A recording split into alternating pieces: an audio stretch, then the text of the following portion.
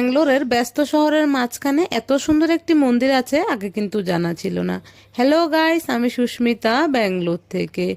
আজকে আমি আর আমার ভাই মিলে চলে যাচ্ছি আমাদের বাড়ির পাশেই একটি হনুমান টেম্পলে। এই মন্দিরের মূল আকর্ষণ হলো বজরংবলীর একটি 22 ফুট উঁচু এবং 16 ফুট চওড়া এক শিলা বিশিষ্ট মূর্তি। এই মন্দিরে সব থেকে অলৌকিক উৎসব হলো বেন্নে অলংকার মানে মাখনের সাজ।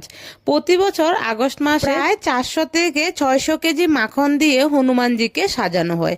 সব থেকে আশ্চর্যের বিষয় হলো এত গরমেও কিন্তু এই মাখন গলে যায় না। পরে এই মাখন ভক্তদের মাঝে বিতরণ করা হয় প্রসাদ হিসাবে। তো এই মন্দিরে গিয়ে তো মনটা একেবারে শান্ত হয়ে গেল। আর হনুমানজির সামনে বসে হনুমান চল্লিশা পাঠ করলাম অনেকক্ষণ ধরে। খুব ভালো লাগলো এই মন্দিরটির দর্শন করে।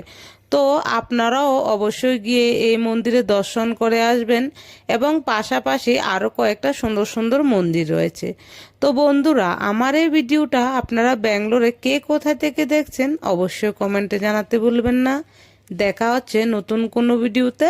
সুস্থ থাকবেন, ভালো থাকবেন, টাটা।